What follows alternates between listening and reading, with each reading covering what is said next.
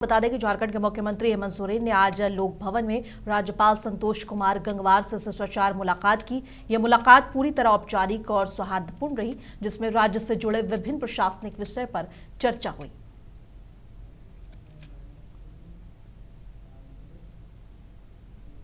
झारखंड विधानसभा अध्यक्ष रविन्द्रनाथ महतो ने विधानसभा में नवगठित सभी समितियों की सभापति के साथ बैठक की। बैठक में अध्यक्ष ने सभी सभापतियों को बधाई दी है। इस मौके पर सीएम हेमंत सोरेन की पत्नी विधायक कल्पना सोरेन भी शामिल हुई। इस दौरान अध्यक्ष रविन्द्रनाथ महतो ने समिति व्यवस्था के कामों के संबंध में और अधिक सुधार लाने पर विस्तार से चर्चा की है। और झारखंड विधानसभा के अध्यक्ष रविन्द्रनाथ महतो ने स्पष्ट किया है कि लोकतांत्रिक व्यवस्था को बेहतर बनाने में विधानसभा समितियों की भूमिका सबसे ज्यादा निर्णायक होती है। स्पीकर ने कहा है कि इन समितियों में सत्ता पक्ष और विपक्ष दोनों के सदस्य दलगत राजनीति से ऊपर उठकर जनहित के मुद्दों पर कार्य करते हैं।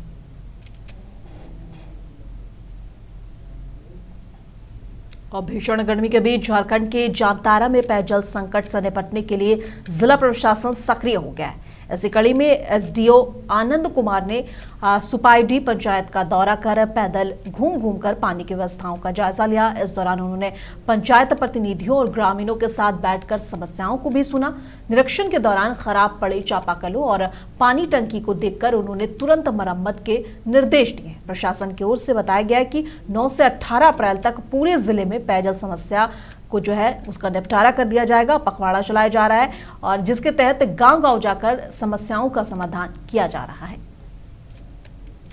ये 9 अप्रैल से लेकर 18 अप्रैल तक उपायुक्त महोदय के निर्देशानुसार पेयजल समस्या निवारण पखवाड़ा का आयोजन किया गया है, जिसके तहत हम लोग पंचायतों में जाकर के ग्रामीणों संग बैठक करके जो पंचायती राज संस्थानों के जो प्रतिनिधि है उनसे बात करके जो भी पेयजल से रिलेटेड जो भी गांव में समस्या है उनको हम लोग सूचीबद्ध करते हुए जो भी हमारे पास रिसोर्सेस है, जो टीम है, उनके माध्यम से हम लोग गर्मी आने से पहले उन चीज़ों को दुरुस्त करना चाह रहे हैं। और इसी पर्पज से आज सुपाईडी पंचायत आए हुए थे, जहाँ पंचायत में हम लोगों ने मीटिंग करके कुछ चापाकल जल मीनार का हम लोगों ने निरीक्षण भी किया और उसका प्रबंधन किस प्रकार अच्छे से करना है इस संबंध में भी वहाँ पे उपस्थित मुखिया जी और सभी ग्रामीणों से भी हम लोगों ने संवाद करके बताया।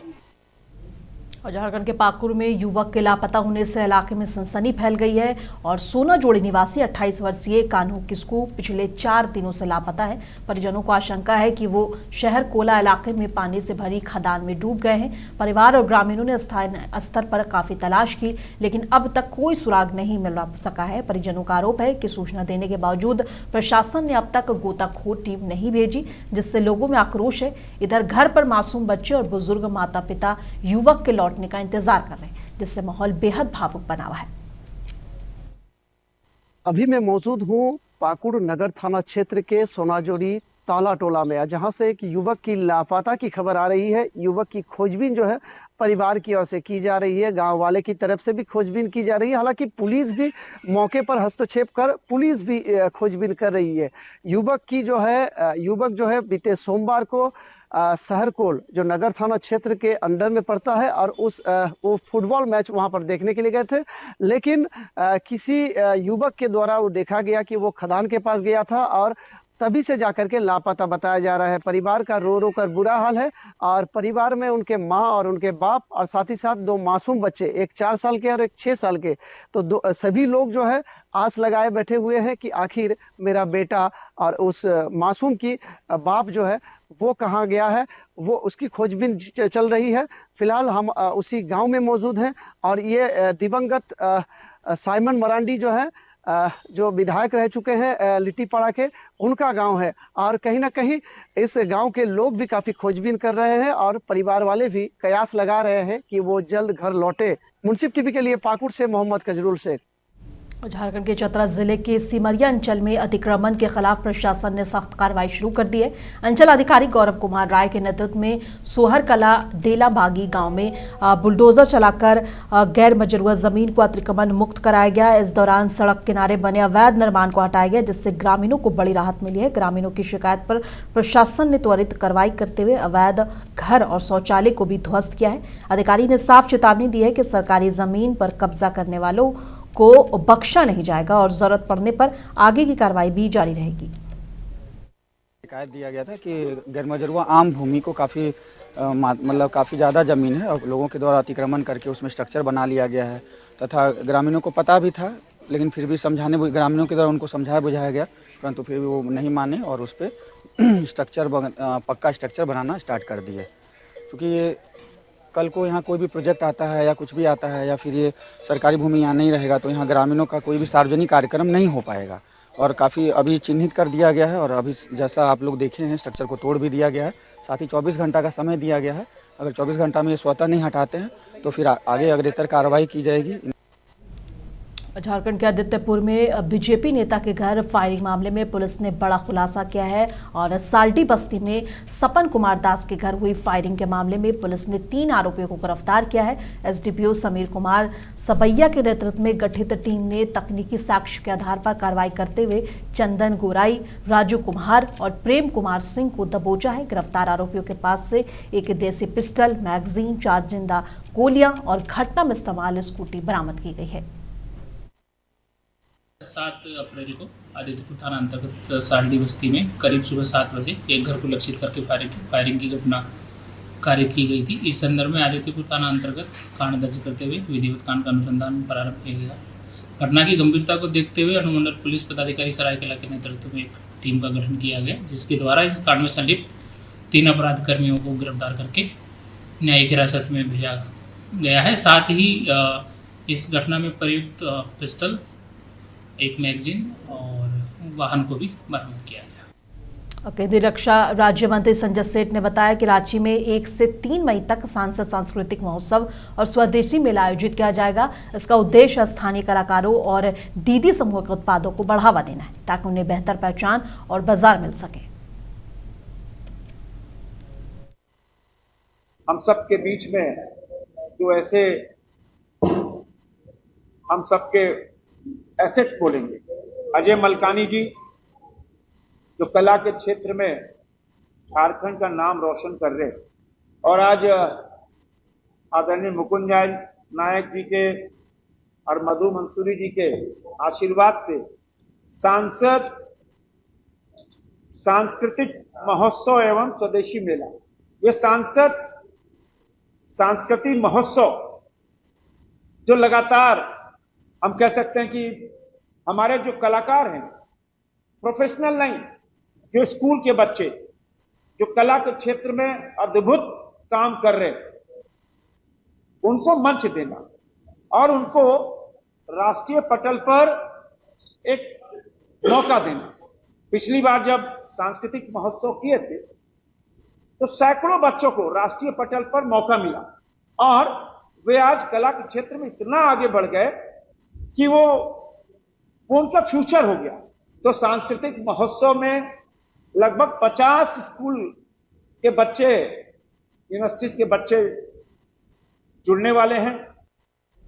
झारखंड सरकार ने शादी और श्रद्धा कर्म जैसे विशेष आयोजनों के लिए गैस सिलेंडर उपलब्ध कराने का फैसला किया है। इसके लिए जिला आपूर्ति पदाधिकारी के आदेश पर आमंत्रण पत्र के साथ आवेदन देना होगा। सरकार ऐसे मौके पर अधिकतम 3 सिलेंडर देगी। एलपीजी किल्लत को लेकर रांची में खाद्य आपूर्ति विभाग ने आपात बैठक हुई और बैठक की अध्यक्षता मंत्री डॉक्टर इरफान अंसारी ने की। उन्होंने गैस कंपनियों को सख्त निर्देश दिए हैं कि 10 दिनों में बैकलॉग खत्म कर घर घर सिलेंडर पहुंचाया जाए।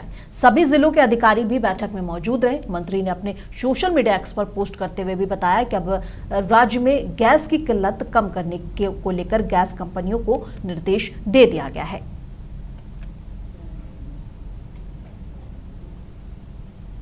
और झारखंड सरकार के पर्यटन, कला, संस्कृति, खेलकूद और युवा कार्य विभाग के सचिव मुकेश कुमार ने रामगढ़ के मां छिन्नमस्तिका मंदिर राजरप्पा का दौरा किया। उन्होंने प्रस्तावित राजरप्पा मंदिर परिसर पुनर्विकास परियोजना का निरीक्षण किया और अधिकारियों के साथ बैठक की। इस परियोजना का लक्ष्य राजरप्पा को प्रमुख पर्यटन केंद्र बनाना और उसे वैश्विक पहचान दिलाना है और साथ ही अधिकारियों ने काम की प्रगति और आगे की योजना पर भी चर्चा की है। राजरप्पा एक यहाँ मां छिन्नमस्तिका का टेम्पल है जिसको लेकर काफी श्रद्धालु जो है लाखों की संख्या में सालों भर लोग आते रहते हैं।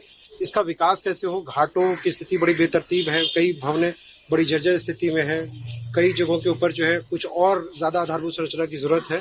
इन सबको लेकर एक समेकित योजना जिसको कहते हैं इंटीग्रेटेड प्लान, कॉम्प्रिहेंसिव प्लान जिसको कहते हैं, वो हम लोग प्रिपेयर कर रहे हैं टूरिज्म डिपार्टमेंट से, और इसमें जितने स्टेक होल्डर्स हैं वो भी अपनी भूमिका सुनिश्चित करेंगे। और हम लोग चाहते हैं कि आने वाले समय में एक बेहतर वातावरण जो है जिससे कि ज्यादा से ज्यादा श्रद्धालु आ सके, और ऑब्वियसली इससे जो इकोसिस्टम क्रिएट होगा, इससे यहाँ के स्थानीय लोगों को उसका लाभ मिलेगा। जब भी किसी भी टूरिस्ट डेस्टिनेशन का या किसी ऐसे धार्मिक केंद्रों का विकास होता है तो जितने स्थानीय लोग हैं उसका लाभ उनको मिलता है। तो सरकार की दृढ़ इच्छा यही है कि इसको बहुत ही अच्छे स्तर पे इसको विकसित करें, ताकि ज्यादा से ज्यादा फुटफॉल हो, ज्यादा लोग आए, जो श्रद्धालु आए उनको कोई दिक्कत नहीं हो, ना तो रिचुअल्स परफॉर्म करने में, ना ही पूजा पत्ती में, और बिना उसको छेड़े हुए हम कैसे इसको बहुत ही एक अंतर्राष्ट्रीय स्तर की डेस्टिनेशन में तब्दील कर सके, उसका एक समेकित प्लान। निश्चित तौर से ये एक साल में कंप्लीट नहीं हो पाएगा, बट हम फेज आउट करके इसको बनाने की योजना है। झारखंड के मुख्यमंत्री हेमंत सोरेन से आज झारखंड मंत्रालय में सरायकेला खरसावां के उपायुक्त नीतीश कुमार सिंह ने शिष्टाचार भेंट की। इस दौरान उपायुक्त ने मुख्यमंत्री को 11 से 13 अप्रैल 2026 तक सरायकेला के बिरसा मुंडा स्टेडियम सरायकेला में आयोजित होने वाले 3 दिवसीय राजकीय चैत्र पर्व सा छऊ महोत्सव 2026 में शामिल होने के लिए औपचारिक आमंत्रण भी दिया है, और उन्होंने मुख्यमंत्री को महोत्सव की तैयारियों और आयोजन से जुड़ी व्यवस्था की विस्तृत जानकारी भी दी है। इस अवसर पर मुख्यमंत्री ने जिले में सांस्कृतिक विरासत को बढ़ावा देने और छाऊ नृत्य के संरक्षण से जुड़े प्रयासों से अवगत कराया गया है।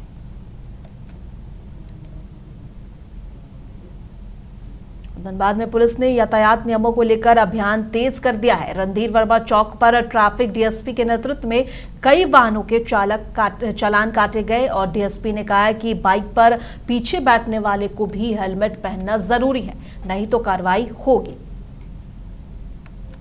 हाँ, लोग सिंगल राइडर माने एक आदमी जो अगला चलाने वाला है, वो हेलमेट पहनने वाले की संख्या जो 50-60 हुआ करता था परसेंटेज में, वो आज 95% एंड एबव है। तो हमारे लिए तो वही सफलता है।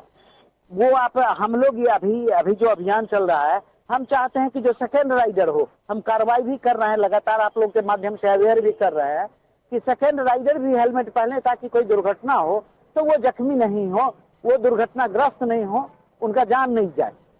और उसके अलावे कई चीजों पे है, जैसे काला शीशा हो गया, फैंसी नंबर हो गया, सीट बेल्ट का यूज कर रहे हैं कि नहीं कर रहे हैं, ये सारे बिंदुओं पे हम लोग दिखवा रहे हैं। और जो जिनमें ये पाया जाता है कि वो ट्रैफिक रूल्स फॉलो नहीं कर रहे हैं, तो उन पे हम लोग कार्रवाई कर रहे हैं।